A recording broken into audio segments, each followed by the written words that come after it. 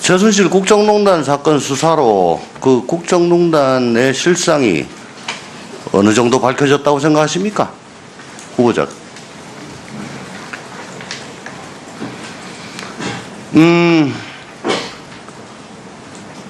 본인이 생각하기에는 정말 이건 뭐 20%도 제대로 안 밝혀졌다. 그렇게 생각합니다. 아직도 무궁무진하게 많다고 생각합니다. 이렇게 된 데는 아까 뭐 특수본이 열심히 수사했다라고 말씀을 후보자가 하셨는데 작년 가을에 최초의 이 사건 불거지고 난 다음에 중앙지검 검사장이 이 사건을 형사 8부에 제일 말석부에 배당을 해서 제일 후배 검사한테 이걸 맡겼어요. 고발인 부른다고 어쩌고 저쩌고 했을 때 노승일 부장 요즘 증언에 의하면 그때 이미 최순실은 증거를 인멸을 하느라고 국제전화로 뭐 왔다 갔다 하고 난리가 났습니다. 최순실 귀국했을 때 즉시 체포 안 했습니다. 31시간인가 서울 시내를 활보하면서 증거 인멸하고 말 맞추기 하고 돈 인출하고 그런 시간 다 줬습니다. 우병우 역시 아까도 말씀드렸다시피 자택이나 휴대폰 압수수색 안 하고 몇 달 뒤에 자택 갔다가 깡통폰 하나 들고 왔습니다. 일반인한테 수사할 때도 이런 식으로 합니까? 검찰이 제대로 수사를 안 했기 때문에 증거가 다 없어진 거예요. 그리고 특검에서 좀 수사하려고 그러니까 도대체 납득할 수 없는 이유로 특검 수사 기간 연장을 불허하고 청와대는 필사적으로 압수수색을 막고 그러다가 지금 나온 게 저는 뭐 딴 데는 잘 모르겠습니다. 민정비서관실에서 나온 캐비넷에서 나온 문건입니다. 이번에도 또 사건의 본질은 외면한 채 이게 어떻게 해가지고 발견됐고 어떻게 해서 나왔고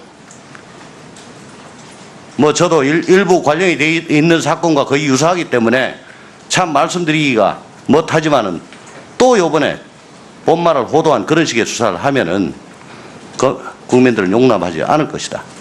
아직 밝혀지지 않은 국정농단의 일말을 파헤칠 수 있는 좋은 단서다 라고 생각을 하고 작년 가을 검찰이 저질렀던 그런 실책과 과오를 이번 기회에 만회해 주시기 바랍니다. 국정농단의 실체를 밝히는데 검찰이 최선 다해 주시기 바랍니다. 반성하지 않는 민족은 미래가 없습니다. 이렇게 헌법을 기저에서부터 흔들고 우리가 과연 민주공화국에 살고 있는가? 이게 나라냐? 했던 그런 일을 작년 가을 서울중앙지검은 어떻게든 뭉개보려고 노력을 했습니다. 그 사이에 증거가 다 없어졌다는 거. 근데 다 없앤 줄 알았던 증거 중에 일부가 지금 나온 겁니다. 저게. 그런 역사적인 의식을 좀 가지고 사건 수사해 주시기 바랍니다. 자료 좀 띄워주시오. 그거 말고 저게 작년 가을에 그러니까 국정농단 사건이 일어나기 전에 저 나름대로 검사장급 이상 검찰 고위 간부들 소위 말하는 특수통, 기획통, 공안통, 형사통으로 제가 아는 대로 제 주관적으로 분류를 해본 겁니다. 뭐 보는 관점에 따라 좀 차이는 있을지 몰라도 제가 말씀드리고자 하는 거는 지금 형사통으로 분류될 수 있는 분이 검사장 중에 제 관점에서는 24%였다. 어떻게 대충 저렇게 분류되는데 뭐 조금 견해 차이는 있겠지만 크게 틀린 건 없죠? 좀 틀린데요? 제가 이걸 지금 질문하는 이유는 검경 수사권 조정 얘기만 나오면 인권 옹호해야 되고 경찰은 아직 멀었고 우리가 경찰의 송치 사건 제대로 수사해야 된다. 그렇지 않으면 국민의 인권이 위협된다. 그런 논리로 계속 막아왔어요. 그럼에도 불구하고 그 가장 기본적인 일을 하는 형사통인 사람들은 검사장 승진해서 거의 소외되었어요. 이게 뭐 제가 전혀 없는 얘기하는 겁니까? 어떻습니까? 검찰의 기본이 형사부라는 위원님의 지적에 공감을 합니다. 인사에서 형사부가 상대적으로 소외됐다는 지적에도 또 공감합니다. 인사에 불이익이 없도록 최선을 다하겠습니다. 그러니까 이게 군대로 치면 이거예요. 155마일 휴전선은 검찰이 지킨다. 우리가 철책을 지금 철통같이 지키고 있는데 이걸 딴 데 경찰에 못 맡기겠다. 그래 놓고서 실제로 철책을 지키는 군으로 치면은 일방방 보병이나 포병에 해당되는 형사부에는 별을 진급을 안 시켜줘. 그리고 전부 다 기무사나 공수부대 이런 사람들만 진급을 시킨다. 그러면서 때만 되면 155마일은 우리가 지킨다. 아니 공무원은 인사로 먹고 살고 특히 검사들은 인사로 먹고 사는 거 아닙니까? 이래가지고 이게 어떻게 인권 옹호 기관으로서 검찰이 제대로 기능을 하겠느냐. 본말이 전도된 인사 아닙니까? 맨날 그 정치검사 사건 가지고 장난치는 검사 이런 사람들만 꽃보직 전전하다가 검사장 발탁해주고 그거 보고 배운 후배들이 평검사들이 아 나도 저렇게 해가지고 줄 잘 잡아서 소위 말하는 이목을 집중시키는 사건 권력 정권에 입맛에 맞게 하면 검사장 되겠구나 그런 생각이 누적돼가지고 지금 이렇게 된 거 아니에요? 한번 답변해 보세요. 그간 사건 처리를 하면서 국민의 눈높이에 맞지 않거나 정의관념에 맞지 않은 경우가 있었다는 지적에 전혀 없다고 말씀드리기는 어렵지 않나 싶습니다. 하지만 저도 초임검사 평검사 시절에 형사부에 오래 근무했습니다. 절반 이상을 형사부에서 근무를 했었는데 형사부 검사님들이 전국에서 묵묵히 일하면서도 적당한 그 상응한 대접을 인사상 대접을 받지 못하고 있다는 그런 지적에 공감을 합니다. 저 나름으로는 보관이 부장이 되기 위해서는 반드시 형사부를 거치도록 하고 특히 서울중앙지검의 부장으로 들어오기 위해서는 일선청에 부장을 거치도록 하고 특히 형사부 부장을 1회 이상 거치도록 하는 인사 건의안을 만들려고 생각 중입니다. 제가 총장이 보임하게 된다면 인사 개선에 관해서 법무부와 협의를 하도록 하겠습니다. 예, 조홍천 의원님 수고하셨습니다. 다음은 존경한 노회찬 의원님 질의해 주시기 바랍니다. 네, 창원 성산의 정의당 노회찬입니다. 우리 후보자께서는 86년도에 사법시험에 합격하셨죠. 네, 86년도에 합격하였습니다. 예, 연수원에 87년에 들어가셨고. 네, 그렇습니다. 87년 6월 항쟁 때 참여했습니까? 답변하기 힘드시면 답변 안 해도 됩니다. 예, 다 동료들과 같이. 공소시효가 다 지나간 거 아니에요? 동료들과 같이. 예, 동료들 같이 뜻을 함께 한 것으로 알려져 있습니다. 그로부터 30년이 지났습니다.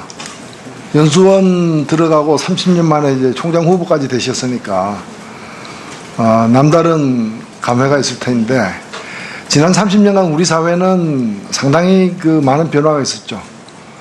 우여곡절이 있었지만 민주화가 어느 정도 진척됐다 저는 그렇게 생각하는 사람입니다. 그 지난 30년 사이에 7차례의 정권 교체가 있었어요. 논란은 있었지만은 그래도 다 평화적으로 합법적으로 정권이 선거에서 바뀌어온 그런 과정입니다. 또 경제적으로도 많이 성장했어요. 대한민국이. 이 검찰은 30년 전하고 지금하고 비교하면 어떻습니까? 우리 국민들이 검찰에 대한 어떤 신뢰도 검찰이 정의와 인권을 지키는 최후의 보루가 되어 있는지에 대한 평가 이런 것들은 어떻습니까? 부정적인 평가가 적지 않습니다. 30년 사이에 검찰의 힘은 굉장히 커졌습니다. 검찰의 역할도 커졌고요. 이거는 뭐 사회가 문밀화되면서 자연스러운 결과라고도 보여집니다. 그러나 그에 반해서 검찰에 대한 불신은 정비례해서 높아져 오는 게 아닌가 저는 그렇게 생각합니다. 그 과정에 보면은 검찰권을 갖다가 과도하게 사용하거나 또는 잘못 사용해서 생기는 여러 가지 문제들, 부실 수사, 지연 수사, 과잉 수사에 대한 비판이 대단히 높습니다.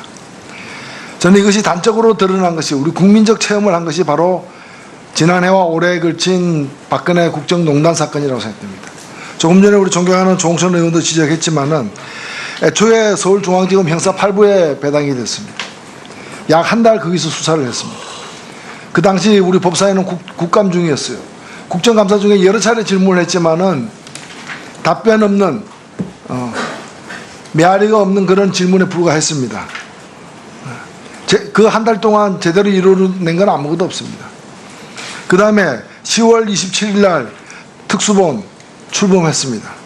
그래서 형사 8부에 의해서 특수본 출범해서 그때는 이미 대통령 탄핵이 나올 때, 얘기가 나올 때였고 결정적인 증거들이 쏟아져 나올 때였고 광화문에 한 번에 100만 명 이상씩 모일 때였습니다.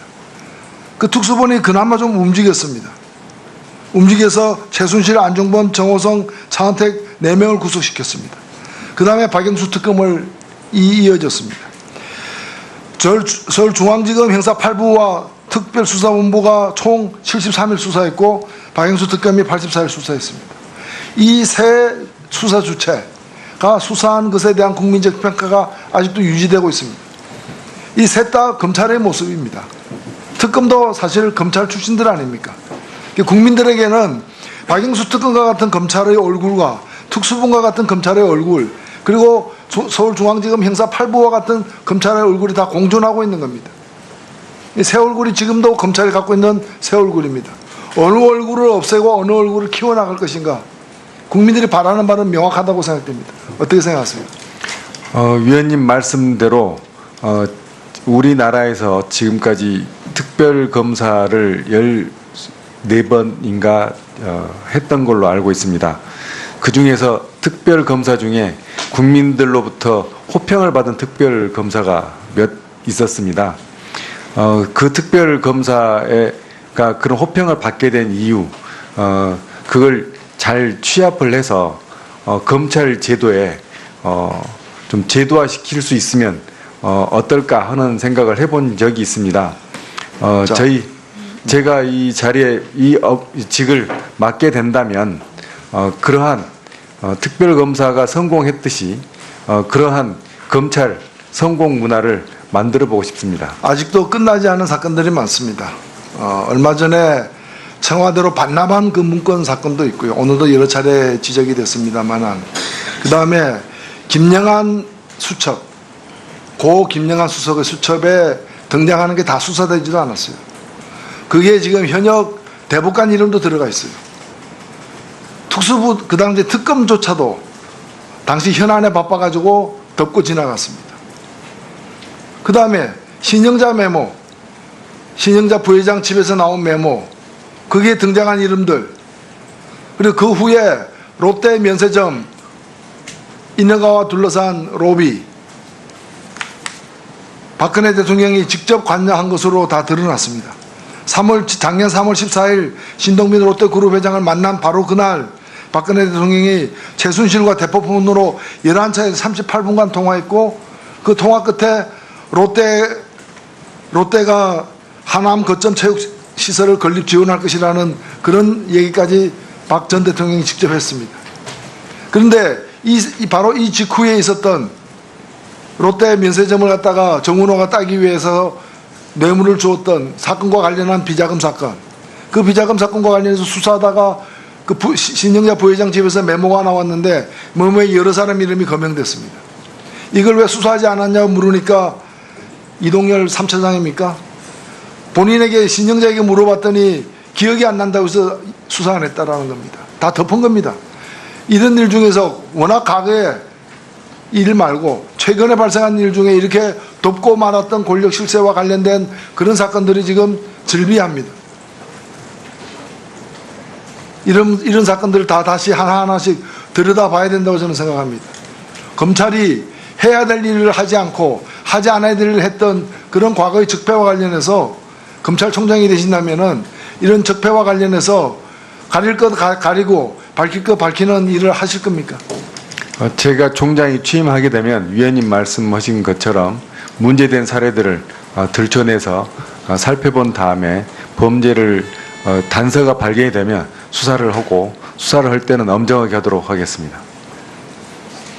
예, 노회찬 의원님 수고하셨습니다. 다음은 존경하는 정성호 의원님 질의해 주시기 바랍니다. 예, 경기도 양주 출신의 정성호 의원입니다. 네, 수고 많으십니다.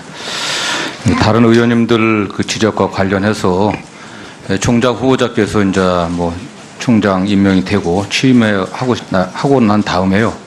어차피 곧 올해 이제 국정감사도 있고 하니까 꼭 보셔야 될 겁니다. 지난해 국정감사 때 대검찰청이라든가 중앙지검, 법무부 국정감사 시 우리 법사위원이 지적했던 여러 문제점들을 한번 읽어보시면 굉장히 도움이 될 겁니다.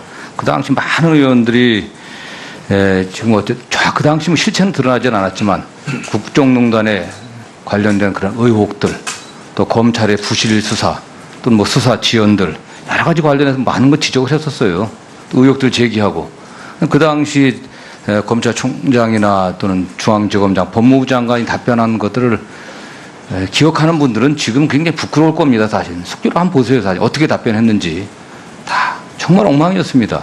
총장이 한번 취임하고 나면은 국정감사 대비 겸 해갖고 지난해 그런 문제에 관련해갖고 도대체 대한민국의 검사들이 어떤 인식을 갖고 또 어떻게 수사했는지 그 속비리가 다 나와 있습니다. 그리고 그 이후에 드러난 그 국정농단의 실체와 비교해 보면 부끄럽지 않다고 얘기할 수 없을 겁니다. 그거 좀 말씀드리고요. 꼭 좀 읽어보세요. 읽어보도록 하겠습니다. 네, 아니 어차피 이제 국정감사 준비하려면 읽어보셔야 될 거 아닙니까? 지난해 지적사항들도 점검하고 하려고 하면은 거기에 다 나와 있습니다. 그 당시 뭐 후보자께서 이제 지방에 이제 고검장으로 계셨으니까 그 당시는 뭐 물론 대충 듣긴 들었을 겁니다. 중앙에서 뭐 중앙지검이라든가 대검 법무부 하는 걸 안 보았다고 할 수는 없지 않겠습니까?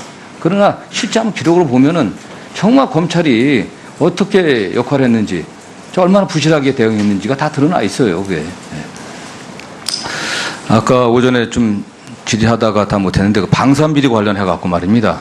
좀 철저하게 점검해달라는 말씀을 좀 드리겠습니다. 그게 최근에도 그 대통령께서 직접 방산비리가 이적행위다라고 이렇게 말씀을 하니까 바로 그냥 중앙지검에서 그 뭐 방위사업본부인가요? 거기서 뭐 카이에 대한 압수수색 전격적으로 단행하고 그랬는데 참 이것도 부끄러운 일입니다. 그 전에 이제 감사원에서 최근에 그 카이에 대한 그 감사 결과를 발표했어요. 이거 똑같습니다. 지난해 이제 감사원에서 카이에 대한 그 감사를 2번 했습니다. 3월부터 5월까지 1차 감사, 10월부터 12월까지 2차 감사를 했는데 1차 감사 3월부터 5월까지 1차 감사를 하고 나서요. 대통령한테 감사원장이 단독 보고를 합니다. 이게 수시 보고를 해요. 그때 보고해 놓습니다. 그리고 나중에 이제 10월 달에 그 최종적으로 감사위원회에서 의결까지 마칩니다. 그리고 나중에 발표할 때는 6개의 감사를 했는데 그중에 수련에 관련된 건 빼버려요. 발표를 안 합니다. 그러고 나서 이번에 정권이 바뀌고 나니까 지난해 10월부터 12월까지 한 걸 추가 조사라고 들러대면서 이번에 지난해 했던 걸 이번에 발표를 한 거예요. 거기에. 이런 게 문제인 겁니다. 사실 이게. 방산비리 그 자체도 문제지만은 그 드러난 그 경찰이라든가 감사원에서 조사해가고 1차 조사에서 드러난 것조차도 발표를 못하고 그걸 검찰에 넘겼는데 마찬가지로 검찰 수사를 안 합니다. 그 카이의 여러 가지 횡령 배임 의혹 같은 경우도 비자금 의혹 같은 건 이미 2015년에 드러났어요. 갑시다는 넘겼습니다. 조사 안 했습니다. 사실 검찰이 이게. 경찰이 하던 거 다 넘겨받아 갖고서 안 했어요. 다른 거 다 조사하고. 근데 다른 거 조사해 갖고서 그게 다 무죄 났어요. 오히려. 정말 이게 분명히 횡령 비자금 의혹이 가장 분명히 드러났던 거. 감사원 감사라든가 경찰 기본조사에 드러났던 건 경찰이 다 검찰에 다 빼버리고 다른 거 조사해서 뭐 해군 참모총장 뭐 여러 총장들 다 무죄 나고 굉장히 웃기게 됐던 겁니다. 이게. 한번 이 부분도 저는 그래서 제가 뭐 최근에 이런 얘기를 했습니다. 이게 도대체 적폐청산의 대상인 사람들이 그대로 그걸 은폐했던 사람들이 그대로 이걸 조사해서 되겠냐. 저는 이런 어떤 문제 제기를 했었는데 총장께서 직접 한 총장 후보자가 뭐 관여한 사건은 아니지만은 취임하고 나면 방산 비리는 정말 중요한 문제 아니겠습니까? 이게 단지 뭐 수리온 헬기 조사한다고 하니까 수리온 헬기에 관련해 갖고 수출에 관련된 MOU도 체결하고 뭐 T-50 고등훈련기 수출에도 영향 미친다 여러 가지 이유 되지만은 이런 거 그냥 넘겨줘 갖고서 이거 사고나 나면 어떻게 할 겁니까? 수리온 헬기는 엔진에 문제가 있어 갖고 두 번이나 비상착륙하고 한 번은 떨어졌어요. 그런 거 팔아갖고 어떻게 문제 되겠습니까? 사실? 얼마나 큰 문제가 발생하겠습니까? 말도 안 되는 논리를 갖고서 했던 겁니다, 이게. 이건 뭐, 이 국방 안보에도 큰 문제지만, 더군다나 이게 뭐, 우리 병사들 이거 타고 가다 추락해하고 죽으면 자기 자식이 그다음 거기 태우겠습니까, 이게? 심각한 문제이기 때문에 한번 이 방산비리 수사 관련한 그 과정에서 이 경찰이나 감사원 수사 저 기본적인 조사된 걸 검찰에 넘겨받아갖고 왜 수사가 안 됐는지 이런 과정도 좀 점검해 주길 진짜 당부드립니다. 네. 네, 제가 검찰총장으로 취임하면 관련 경위를 잘 파악을 해서 신속하게 조치를 취하도록 하겠습니다. 예, 그리고 뭐 다 나온 얘기 뭐 또 하겠습니다. 이게 세상이 변하고 있는데 국민들이 어떻든 변화를 요구하는데 검찰이 스스로 하지 않으면 타의에서 이게 변화가 됩니다. 저는 지금 최근에 여러 가지 과제인 뭐 검찰 개혁이든 적폐청산이든 검찰 내 여러 가지 또 인적 쇄신인데 이걸 외부가 뭐 청와대나 법무부가 주도하는 게 아니라 총장 후보자가 그 결연한 의지를 갖고 주도를 해야 됩니다. 이게 뭐 대통령께서 방산비리가 이적행위다 하고 하니까 그때 뒤늦게 뭐 압수수색 단행하고 말이야. 또 청와대에서 문건이 발견되고 전달된다고 하니까 뭐 수사팀 보고해 갖고 뭐 다시 국정농단을 뭐 추가 조사한다 뭐 이런 거가 이렇게 돼서는 안 돼요. 그러면 그냥 그 개혁의 대상, 개혁의 객체가 됩니다. 이제 아까도 제가 종전 그 질의에도 말씀드린 것처럼 여러 가지 과거의 부실 수사들 또는 정치적 외압이라고 의심되는 그런 하명 수사들 총장이 주도해갖고 적극적으로 다시 돌아보면서 그래갖고서 검찰이 다시 쓸 수 있는 그런 계기를 꼭 만들어야 됩니다. 이 점에 관련해서 한번 좀 말씀해 보시죠. 제가 검찰총장으로 취임하면 위원님께서 지적하신 그런 내용들을 유념해서 검찰이 스스로 바뀔 것은 바뀌고 저희들이 점검해서 바로 세울 건 바로 세우고 그렇게 하도록 하겠습니다. 예, 저는 뭐 우리 저 문무일 총장을 신뢰합니다. 뭐 여러 번 지금 말씀하셨고 본인이 총장으로 취임한다고 하면 그 결연한 의지를 갖고 바꿀 것은 바꾸고 잘못된 관행들은 고치겠다고 좀 다짐을 하고 계시니까 꼭 그렇게 해주시길 좀 부탁드리겠습니다. 네. 유념하겠습니다. 마치겠습니다. 예. 정성호 의원님 수고 많으셨습니다. 다음 박지원 의원 안 계시고 금태섭 안 계시고 정가변 의원님 2차 보충 질 하시겠습니까? 예, 존경하는 정가변 의원님 질의해 주시기 바랍니다. 예. 이 검찰의 이제 개혁해야 된다는 것 중에 뭐 그동안 검찰이 저질렀던 일들, 그동안 해왔던 일들이 많은 비판을 받고 있는데 그 중에 몇 가지를 제가 지적을 해보고자 합니다. 이 검찰의 과도하고 부실한 수사가 결국은 국가와 국민들을 병들게 하고 있다는 생각을 하고 있는데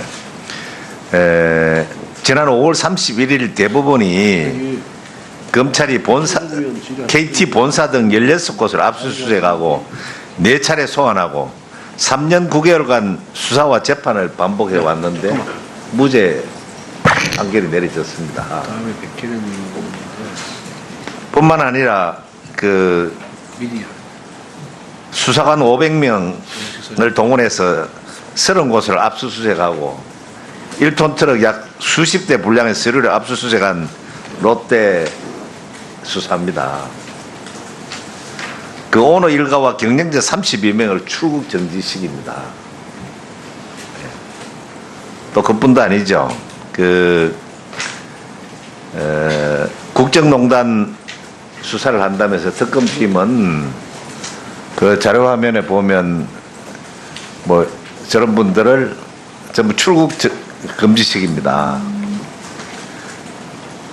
세간의 여론에 의하면 그 해외로 도피하는 사람을 부려보면 가장 낮은 율이 기업인이라고 합니다.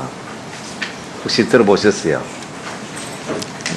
듣지 못하였습니다. 예. 그런데 사실 자기가 경영하는 회사와 요즘 회사는 뭐 옛날처럼 깡통 회사는데 없으니까 자기 심려를 기울여 만들어 놓은 회사를 버리고 해외로 도피할 사람은 없다고들 합니다.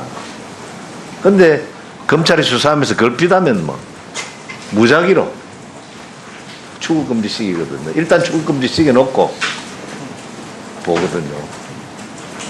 그런 가운데 그 요즘같이 이 글로벌 경영 시대에 그 출국금지시키면 어떡한다는 얘기야. 요 최근에 우리 저 삼성이나 또 SK나 롯데 등, 롯데도 일본 회사하고 한국 회사하고 간에 그 문제 다 언론 보도를 통해 보셨죠? 네, 보았습니다.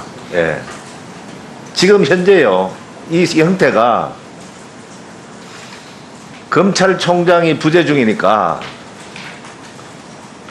지금 일어난 일, 얼마 전에 청와대 문건 발견해서 그냥 대변인이 이래 방송사 다 오락해서 이래 이거 하고 A4용지 흔들고 하던 거 바로 서울중앙지검에 수사의뢰 했죠. 했는 거 네, 수사하고 있죠. 네, 언론을 통해서 봤습니다. 그렇죠. 네. 그 실제 바로 서희 직거래입니다. 청와대하고 서울중앙지검하고 그러고 있습니다. 그런데 이거는 그거와 기업은 그거와 전혀 다릅니다. 기업의 생리는 워낙 없으면 정말 될 수 있는 게 없습니다. 뭐 다행스럽게도 최근에 삼성 보면 뭐 2, 4분기 매출액이 상당히 증가하고 수익도 늘었다는 보도를 보았습니다만은 정말 그거는 특별한 경우라고 봅니다. 또 정말 검찰이 필요할 때 그 시기에 소환하면 되잖아요. 정말 그 충분히 오히려 기업 입장에서 죄는 죄대로 다스려야 되는 얘기입니다. 죄를 뭐 제가 잘못된 부분을 봐주라는 얘기 결코 아닙니다. 그냥 몇 달씩 한 번도 부르지도 아니하고 저 아까 그 명단에 아직까지도 안 불려간 사람도 있을 거예요. 그래서 결국은 뭐 유야무야 되고 이제 그런 일들이 사실 반복적으로 일어나고 있기 때문에 검찰이 신뢰를 잃어가고 있다. 또 지금 새 정부 들어서 또 지금 검찰, 경찰, 공정이 막 각 소위 사정기관마다 지금 또 기업을 옥죄고 있습니다. 또 어떤 일이 일어날지 심히 걱정됩니다. 총장이 취임하시게 되면 그러한 부분도 좀 잘 해주시고 그 별건 수사나 저인막식 수사 이젠 그런 시대는 지나갔잖아요. 역대 총장마다 뭐라 합니까? 환자의 그 환부를 도려내는 외과 수술 방식의 수사를 하겠다. 그런 얘기 내었죠. 총장도 똑같죠. 그런 말을 할 겁니까? 그런 말을 들었습니다.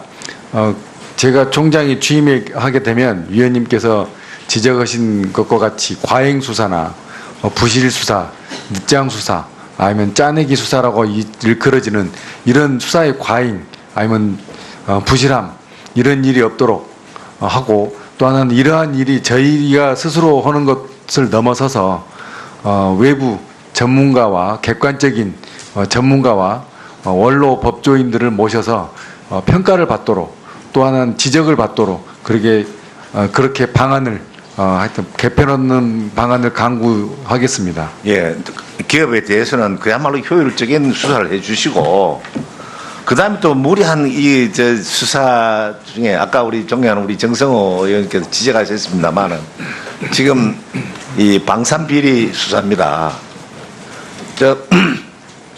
방산비리가 박근혜 정부 때 약 105명 엄청난 군단이 출범했습니다. 합수단이. 해서 결과가 나온 게 뭡니까? 수사 결과가 저렇게 나왔습니다. 그 다음 문제는 이 법원에 가서 재판의 결과가 저렇습니다. 재판의 결과가 일반 형사 사건은 5.1% 1심에서 무죄를 받는데 합수라의 조사한 방산 비리에 대해서 약 30% 무죄를 받습니다. 이 자체로 수사가 그동안 상당히 부실했다. 박근혜 정부나 문재인 정부도 방산 비리는 이적행위다. 이렇게 치고 있습니다.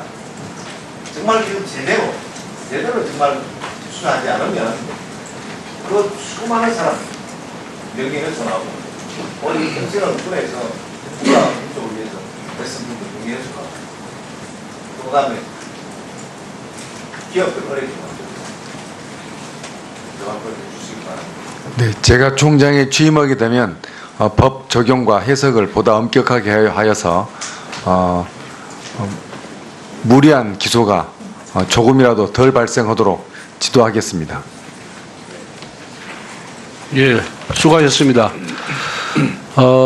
우리 백혜련 의원님 차 순서인데 원래 앞서서 질의해야 될 이춘석 의원님께서 늦게 오셨는데 먼저 하시겠습니까? 이춘석 의원님께서. 그러면은 백혜련 의원님의 양해하에 이춘석 의원님께서 질의하시도록 하겠습니다. 민주당 이춘석입니다. 후보자 힘드셔요? 아닙니다.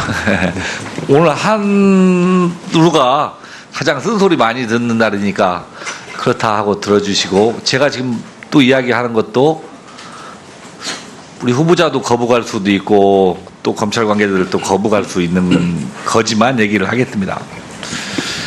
이 정치검찰 하는데 이게 정치검찰이 사실은 뭐 초임검사나 평검사나 이건 아닌 것 같아요. 하여튼 어느 정도 고위직에 올라가면 우리 정치적 색깔이 나는 거 아닌가 하는 생각이 듭니다. 그래서 뭐 제가 여러 가지 사건들이 있는데 이 사건을 보면서 이건 한번 좀 적어도 검찰 간부들이 고민해야 할 지점이지 않겠냐라고 해서 뭐 다음에 총장님 드시고 나면 제가 그런 말씀 못 드릴 거 아닙니까? 후보자니까 한번 생각을 한번 해주시기 부탁드립니다. 요즘에 주말 드라마에 도둑놈 도둑님이라는 드라마 있더라고요. 혹시 보셨습니까? 모르십니까? 보지 못하였습니다. 경찰이 도둑놈한테 이 압수했던 작물을 다시 갖다 주면 이거 법으로 위반되는 거죠. 네, 현행 형법에 어긋납니다. 네.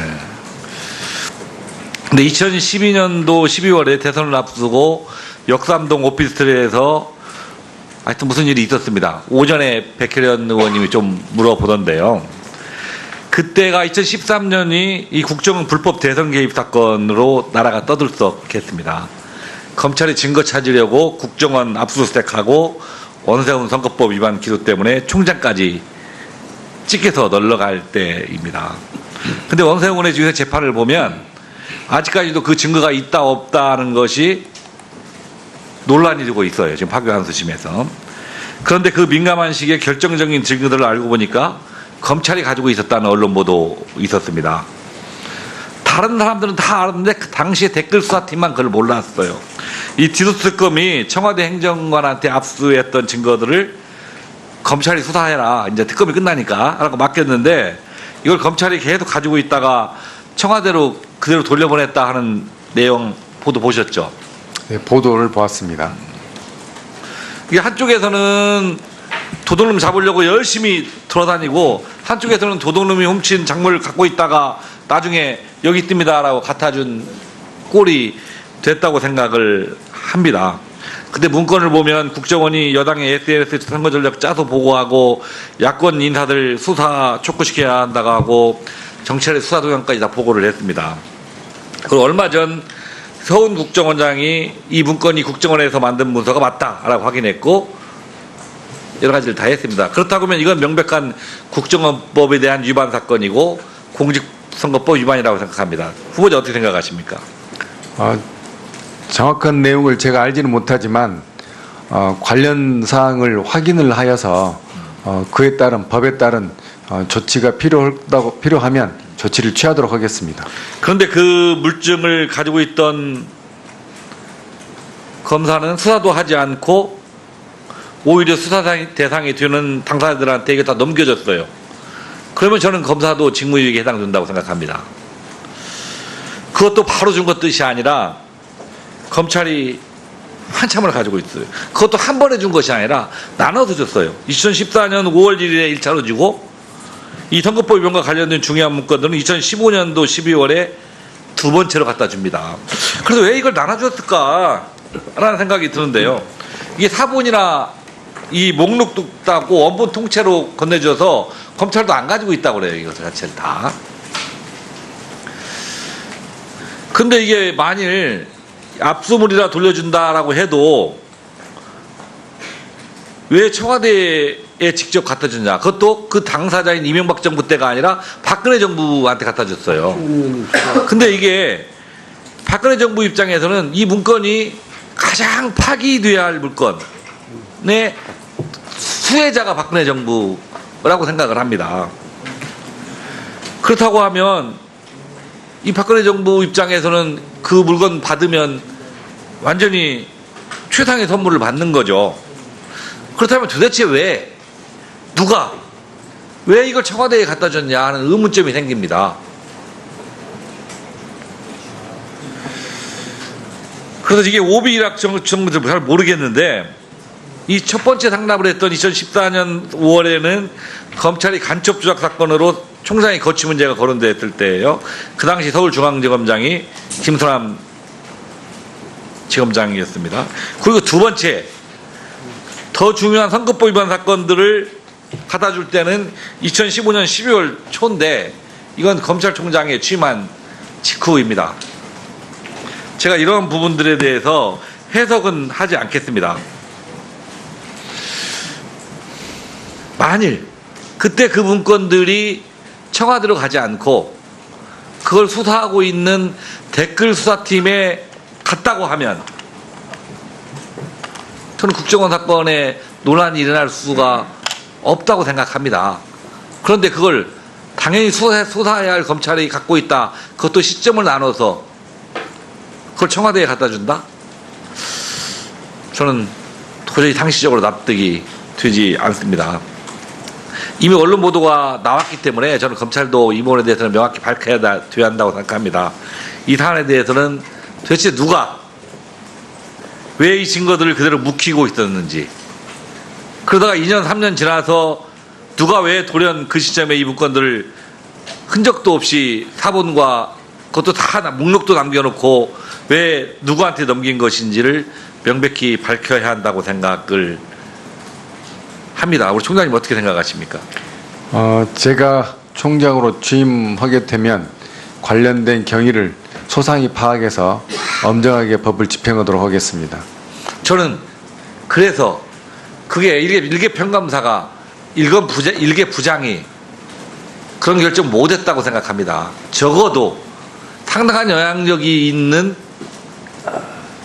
직에 있던 분이 결정을 했을 거라고 생각을 합니다. 그래서 저는 총장의 역할이 훨씬 더 중요하다. 잘 해주시겠습니다. 네, 유념하겠습니다. 예, 이준석 의원님 수고하셨습니다. 오후 마지막 질의입니다. 박지원 의원님 질의해 주시기 바랍니다.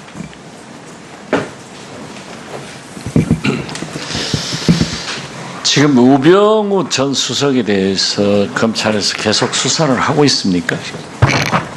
현재 재판만 진행 중입니까? 재판 진행 중이고 그 나머지 자세한 건 잘 모르겠습니다. 재판 진행 중인 건 확실히 알고 있습니다.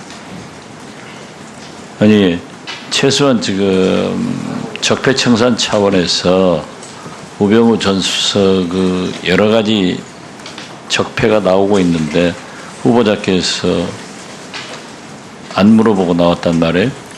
후보자 신분일 땐 그 현업에 직접 관여하는 게 적절치 않습니다. 그 사실도 모른다 이거죠. 제가 파악하면 될 일이 아닙니다. 수사 개선에 있질 않습니다. 부산 고검장 하면서도 서로 정보는 공유하는 것 아니에요? 수사는 수사 지휘 개선만 정보를 소통할 수 있게 돼 있습니다. 그렇게 말씀하시면은 진짜 적폐청산이 되는가 하는 것을 의심할 수 있습니다. 우병우 전 수석의 사법부 간섭에 대한 김영환 전 민정수석의 비망록이나 수첩 관계 아십니까? 예, 언론을 통해서 알고 있습니다. 그러한 것은 수사의 대상이 됩니까? 검토를 해봐야 할 것 같습니다.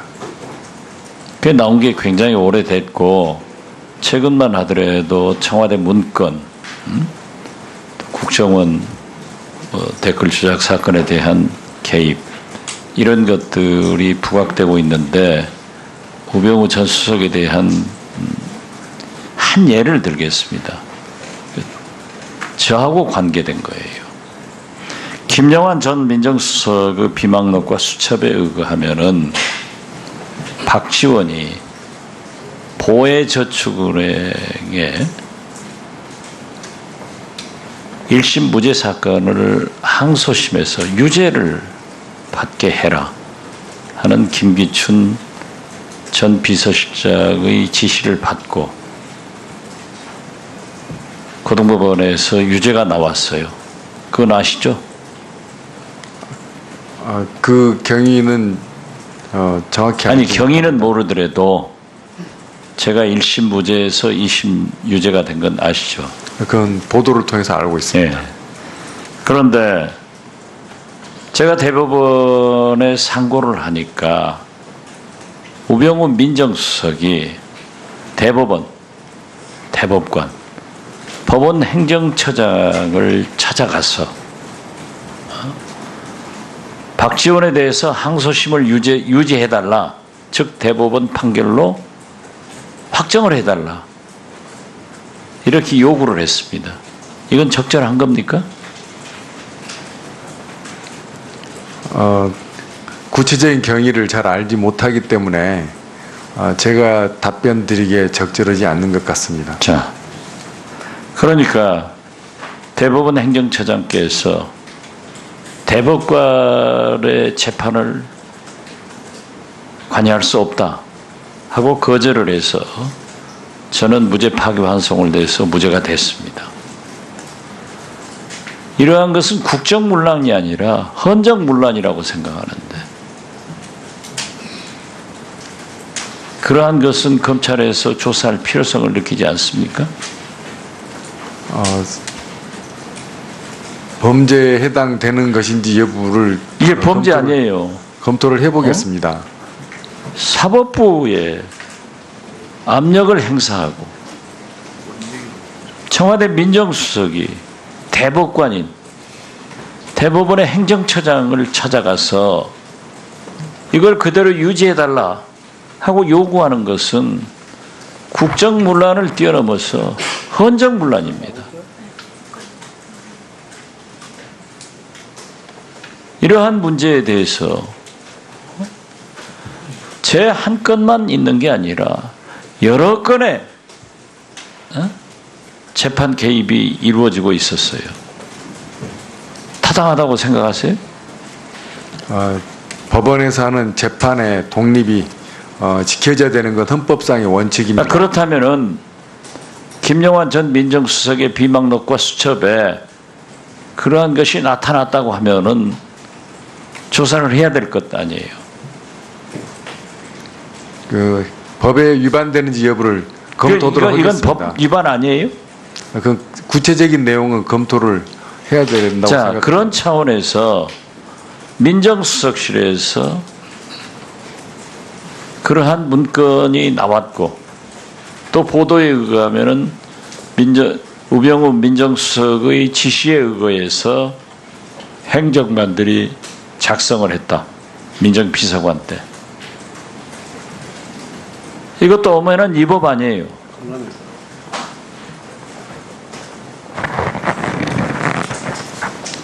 그런데 아직도 검찰에서 이러한 명명백백한 증거가 있는데도 수사를 하지 않고 있기 때문에 검찰에 대해서 우병우 사단이 지금도 상층부 몇 사람은 문재인 대통령에 의거해서 인사조치가 됐지만은 뿌리 깊게 남아있고 그 사람들이 누구다라고 하는 정도는 최소한 알고 있단 말이에요. 그래서 저는 검찰의 적폐청산 이게 무엇보다도 추상같이 이루어져야만이 앞으로 방산 비리다 이러한 모든 것들이 다 척결될 것 아니에요? 그래서 우병우 민정수석에 대한 수사 어떻게 하겠다 하는 총장의 임명이 되면은 그 각오를 좀 말씀해 주세요. 네, 제가 총장에 취임하게 되면 관련된 내용이 얼마나 있는지 관련된 기록이 기소 이후에도 수사 기록이 또 남아 있는 것인지 확인해 보고 종합적으로 검토해서 수사를 할 것인지 또 어떠한 법을 적용할 것인지 검토를 해서 적절한 조치를 취하도록 하겠습니다. 예, 박지원 의원님 수고하셨습니다.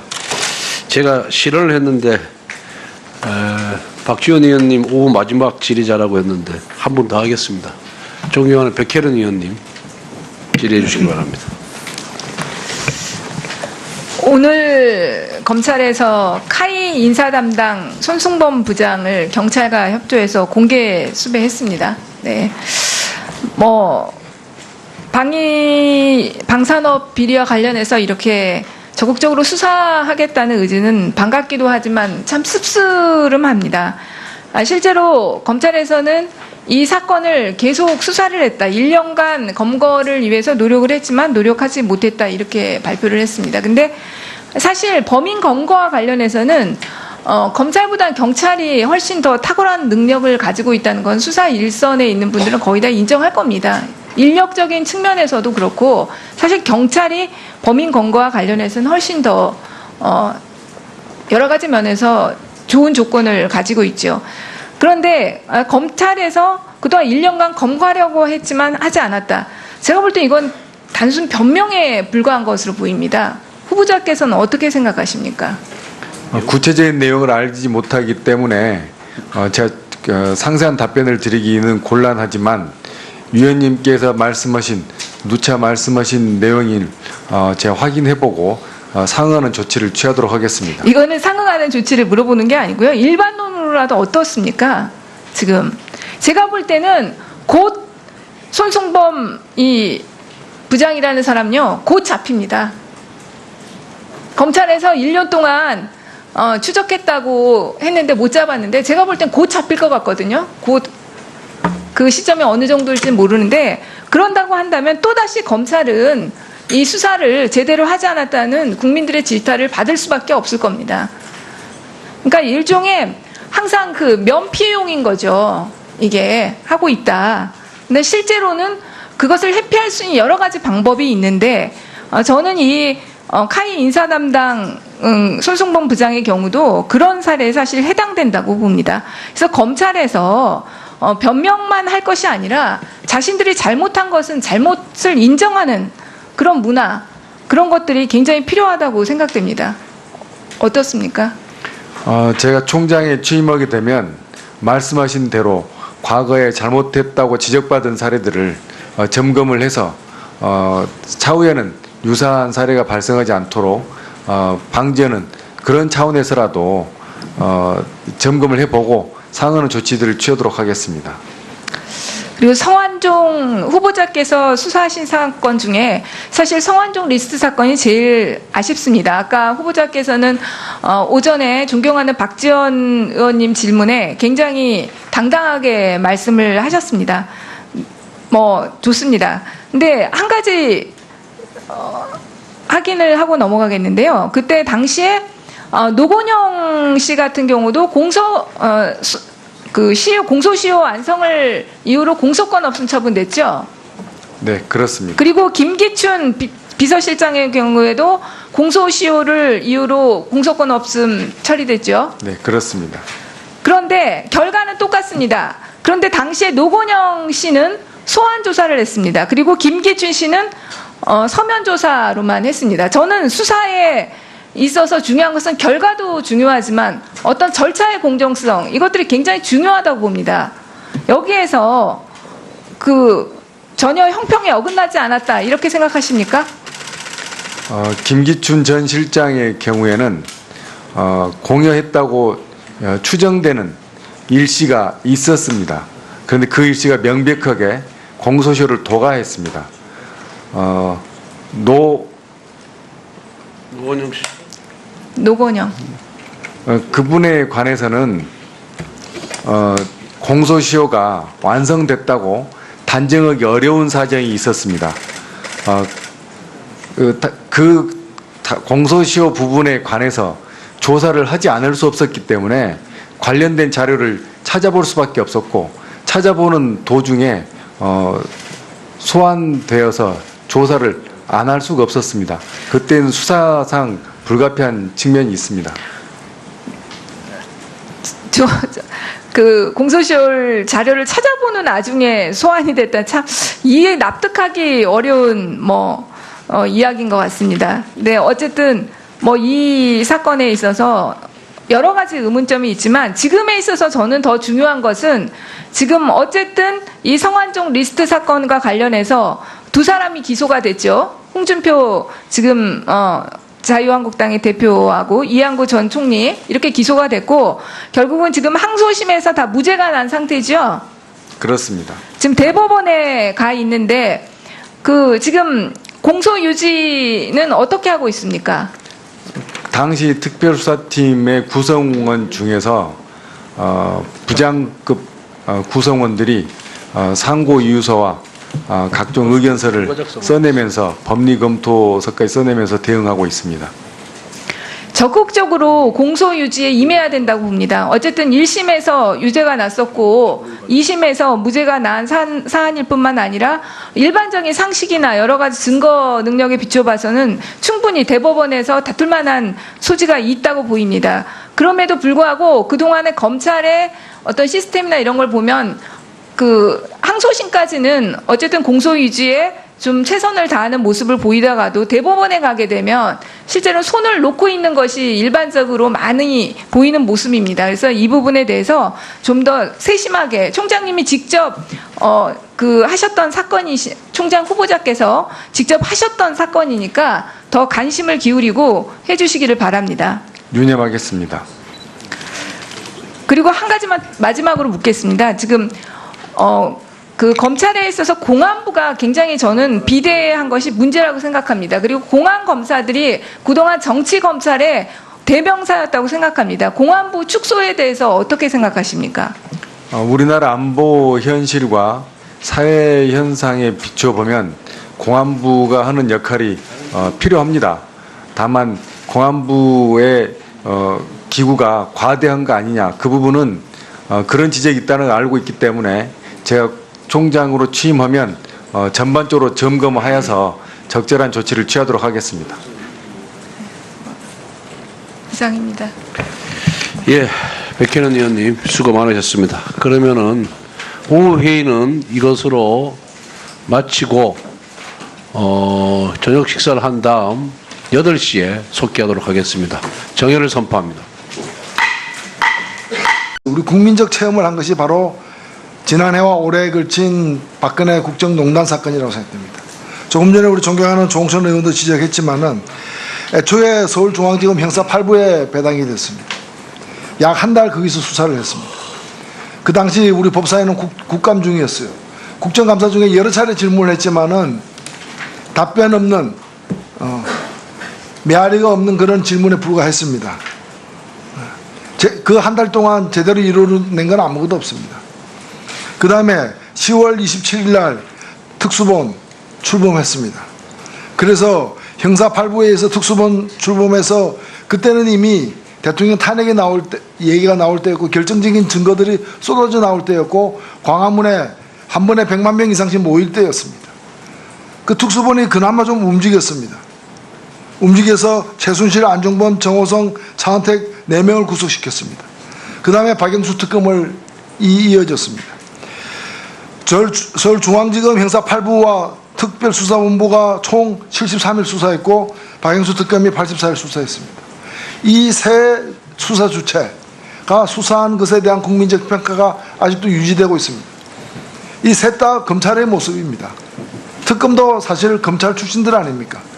국민들에게는 박영수 특검과 같은 검찰의 얼굴과 특수본과 같은 검찰의 얼굴, 그리고 서울중앙지검 형사 8부와 같은 검찰의 얼굴이 다 공존하고 있는 겁니다. 이 새 얼굴이 지금도 검찰이 갖고 있는 새 얼굴입니다. 어느 얼굴을 없애고 어느 얼굴을 키워나갈 것인가, 국민들이 바라는 바는 명확하다고 생각됩니다. 어떻게 생각하세요?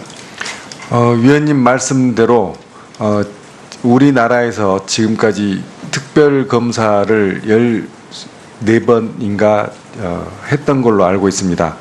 그 중에서 특별검사 중에 국민들로부터 호평을 받은 특별검사가 몇 있었습니다. 그 특별검사가 그런 호평을 받게 된 이유, 그걸 잘 취합을 해서 검찰 제도에 좀 제도화시킬 수 있으면 어떨까 하는 생각을 해본 적이 있습니다. 제가 이 자리에 이 직을 맡게 된다면 그러한 특별검사가 성공했듯이 그러한 검찰 성공 문화를 만들어 보고 싶습니다. 아직도 끝나지 않은 사건들이 많습니다. 얼마 전에 청와대로 반납한 그 문건 사건도 있고요. 오늘도 여러 차례 지적이 됐습니다만, 그 다음에 김영한 수첩, 고 김영한 수석의 수첩에 등장하는 게 다 수사되지도 않았어요. 그게 지금 현역 대법관 이름도 들어가 있어요. 특수부, 그 당시 특검조차도 당시 현안에 바빠가지고 덮고 지나갔습니다. 그 다음에 신영자 메모, 신영자 부회장 집에서 나온 메모, 거기에 등장한 이름들, 그리고 그 후에 롯데 면세점 인허가와 둘러싼 로비, 박근혜 대통령이 직접 관여한 것으로 다 드러났습니다. 작년 3월 14일 신동빈 롯데그룹 회장을 만난 바로 그날 박근혜 대통령이 최순실과 대포폰으로 11차에서 38분간 통화했고, 그 통화 끝에 롯데 눈높이에 맞지 않거나 정의관념에 맞지 않은 경우가 있었다는 지적에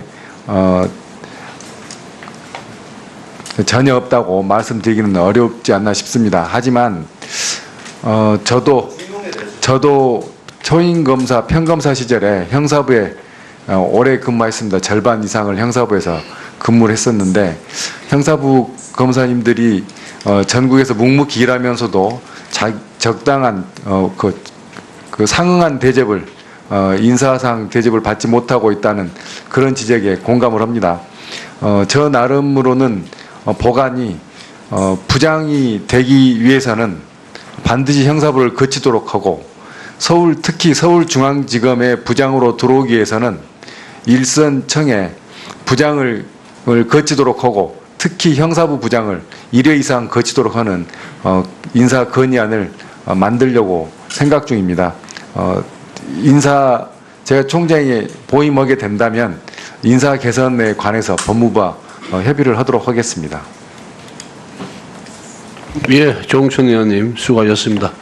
다음은 존경한 노회찬 의원님 질의해 주시기 바랍니다. 네, 창원 성산의 정의당 노회찬입니다. 우리 후보자께서는 86년도에 사법시험에 합격하셨죠. 네, 86년도에 합격하였습니다. 예, 연수원에 87년에 들어가셨고. 네, 그렇습니다. 87년 6월 항쟁 때 참여했습니까? 답변하기 힘드시면 답변 안 해도 됩니다. 예, 다 동료들과 같이. 공소시효가 다 지나간 거 아니에요? 동료들과 같이. 예, 동료들 같이 뜻을 함께 한 것으로 알려져 있습니다. 그로부터 30년이 지났습니다. 연수원 들어가고 30년 만에 이제 총장 후보까지 되셨으니까 남다른 감회가 있을 텐데, 지난 30년간 우리 사회는 상당히 그 많은 변화가 있었죠. 우여곡절이 있었지만 민주화가 어느 정도 진척됐다, 저는 그렇게 생각하는 사람입니다. 그 지난 30년 사이에 7차례의 정권 교체가 있었어요. 논란은 있었지만은 그래도 다 평화적으로 합법적으로 정권이 선거에서 바뀌어온 그런 과정입니다. 또 경제적으로도 많이 성장했어요. 대한민국이. 이 검찰은 30년 전하고 지금하고 비교하면 어떻습니까? 우리 국민들이 검찰에 대한 어떤 신뢰도, 검찰이 정의와 인권을 지키는 최고의 보루가 되어 있는지에 대한 평가, 이런 것들은 어떻습니까? 부정적인 평가가 적지 않습니다. 30년 사이에 검찰의 힘은 굉장히 커졌습니다. 검찰의 역할도 커졌고요. 이거는 뭐 사회가 문明화되면서 자연스러운 결과라고도 보여집니다. 그러나 그에 반해서 검찰에 대한 불신은 정비례해서 높아져 오는 게 아닌가 저는 그렇게 생각합니다. 그 과정에 보면은 검찰권을 갖다가 과도하게 사용하거나 또는 잘못 사용해서 생기는 여러 가지 문제들, 부실 수사, 지연 수사, 과잉 수사에 대한 비판이 대단히 높습니다. 저는 이것이 단적으로 드러난 것이 역사적인 의식을 좀 가지고 사건 수사해 주시기 바랍니다. 자료 좀 띄워주시오. 그거 말고 저게 작년 가을에, 그러니까 국정농단 사건이 일어나기 전에 저 나름대로 검사장급 이상 검찰 고위 간부들, 소위 말하는 특수통, 기획통, 공안통, 형사통으로 제가 아는 대로 제 주관적으로 분류를 해본 겁니다. 뭐 보는 관점에 따라 좀 차이는 있을지 몰라도 제가 말씀드리고자 하는 거는 지금 형사통으로 분류될 수 있는 분이 검사장 중에 제 관점에서는 24%였다. 어떻게 대충 저렇게 분류되는데 뭐 조금 견해 차이는 있겠지만 크게 틀린 건 없죠? 제가 이걸 지금 질문하는 이유는 검경수사권 조정 얘기만 나오면은 인권 옹호해야 되고 경찰은 아직 멀었고 우리가 경찰의 송치 사건 제대로 수사해야 된다. 그렇지 않으면 국민의 인권이 위협된다. 그런 논리로 계속 막아왔어요. 그럼에도 불구하고 그 가장 기본적인 일을 하는 형사통인 사람들은 검사장 승진해서 거의 소외되었어요. 이게 뭐 제가 전혀 없는 얘기하는 겁니까? 어떻습니까? 검찰의 기본이 형사부라는 위원님의 지적에 공감을 합니다. 인사에서 형사부가 상대적으로 소외됐다는 지적에도 또 공감합니다. 인사에 불이익이 없도록 최선을 다하겠습니다. 그러니까 이게 군대로 치면 이거예요. 155마일 휴전선은 검찰이 지킨다. 우리가 철책을 지금 철통같이 지키고 있는데 이걸 딴 데 경찰에 못 맡기겠다. 그래 놓고서 실제로 철책을 지키는 군으로 치면은 일방방 보병이나 포병에 해당되는 형사부에는 별을 진급을 안 시켜줘. 그리고 전부 다 기무사나 공수부대 이런 사람들만 진급을 시킨다. 그러면서 때만 되면 155마일은 우리가 지킨다. 아니 공무원은 인사로 먹고 살고 특히 검사들은 인사로 먹고 사는 거 아닙니까? 이래가지고 이게 어떻게 인권 옹호 기관으로서 검찰이 제대로 기능을 하겠느냐. 본말이 전도된 인사 아닙니까? 맨날 그 정치검사 사건 가지고 장난치는 검사 이런 사람들만 꽃보직 전전하다가 검사장 발탁해주고 그거 보고 배운 후배들이 평검사들이 아 나도 저렇게 해가지고 줄 잘 잡아서 소위 말하는 이목을 집중시키는 사건 권력 정권에 입맛에 맞게 하면 검사장 되겠구나 그런 생각이 누적돼가지고 지금 이렇게 된 거 아니에요? 한번 답변해 보세요. 그간 사건 처리를 하면서 국민의 롯데가 하남 거점 체육시설을 건립 지원할 것이라는 그런 얘기까지 박 전 대통령이 직접 했습니다.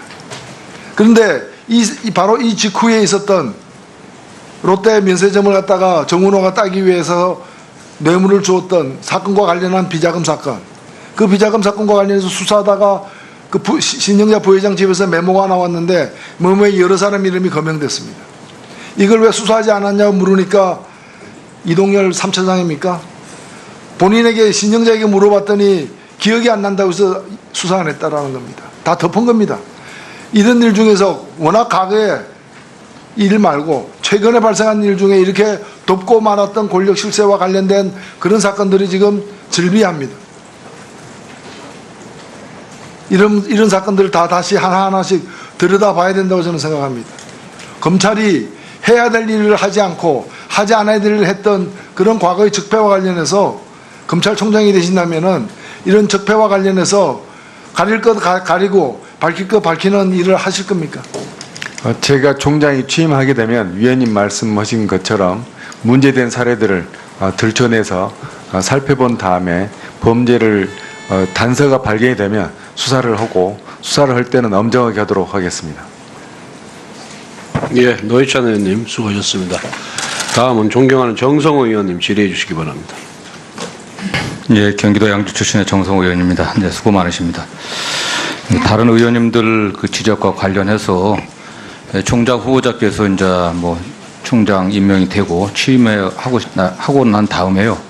어차피 곧 올해 이제 국정감사도 있고 하니까 꼭 보셔야 될 겁니다. 지난해 국정감사 때 대검찰청이라든가 중앙지검, 법무부 국정감사 시 우리 법사위원이 지적했던 여러 문제점들을 한번 읽어보시면 굉장히 도움이 될 겁니다.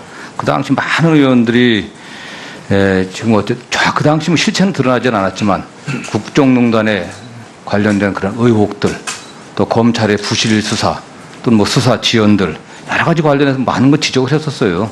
또 의혹들 제기하고 그 당시 검찰총장이나 또는 중앙지검장, 법무부 장관이 답변한 것들을 기억하는 분들은 지금 굉장히 부끄러울 겁니다. 사실 속기로 한번 보세요. 사실 어떻게 답변했는지 다 정말 엉망이었습니다.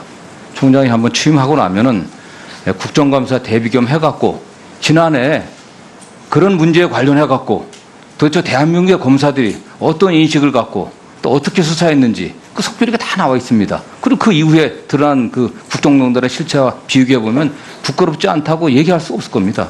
그거 좀 말씀드리고요. 꼭 좀 읽어보세요. 네, 읽어보도록 하겠습니다. 네, 아니 어차피 이제 국정감사 준비하려면 읽어보셔야 될 거 아닙니까? 네. 지난해 지적사항들도 점검하고 하려고 하면은 거기에 다 나와 있습니다. 그 당시 뭐 후보자께서 이제 지방에 이제 고검장으로 계셨으니까 그 당시는 뭐 물론 대충 듣긴 들었을 겁니다. 중앙에서 뭐 중앙지검이라든가 대검, 법무부 하는 걸 안 보았다고 할 수는 없지 않겠습니까? 그러나 실제 한번 기록으로 보면은 정말 검찰이 어떻게 역할을 했는지, 얼마나 부실하게 대응했는지가 다 드러나 있어요. 그게. 네. 아까 오전에 좀 최순실 국정농단 사건 수사로 그 국정농단의 실상이 어느 정도 밝혀졌다고 생각하십니까? 후보자.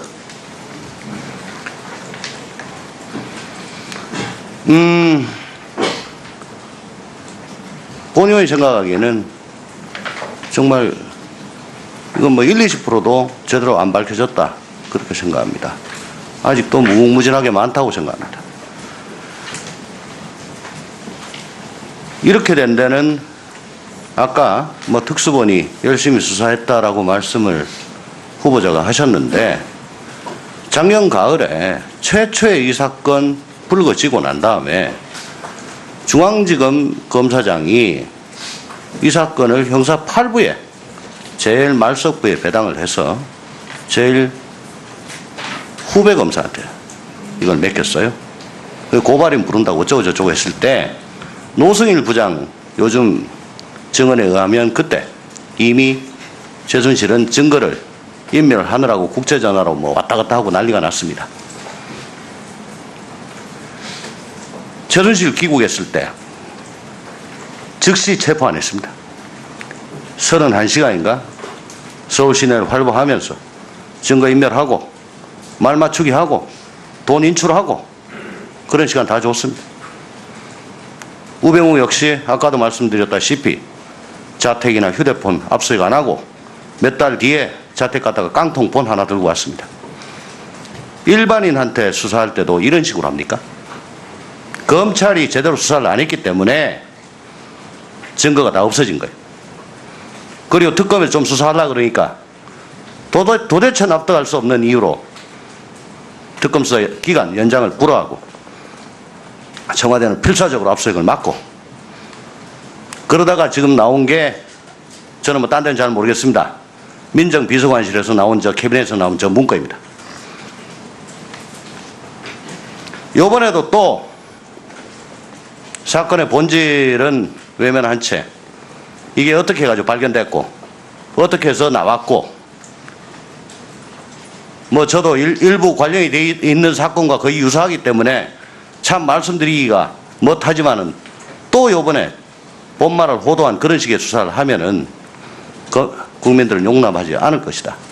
아직 밝혀지지 않은 국정농단의 일말을 파헤칠 수 있는 좋은 단서다 라고 생각을 하고 작년 가을 검찰이 저질렀던 그런 실책과 과오를 이번 기회에 만회해 주시기 바랍니다. 국정농단의 실체를 밝히는데 검찰이 최선을 다해 주시기 바랍니다. 반성하지 않는 민족은 미래가 없습니다. 이렇게 헌법을 기저에서부터 흔들고 우리가 과연 민주공화국에 살고 있는가? 이게 나라냐? 했던 그런 일을 작년 가을 서울중앙지검은 어떻게든 뭉개보려고 노력을 했습니다. 그 사이에 증거가 다 없어졌다는 거. 근데 다 없앤 줄 알았던 증거 중에 일부가 지금 나온 겁니다, 저게.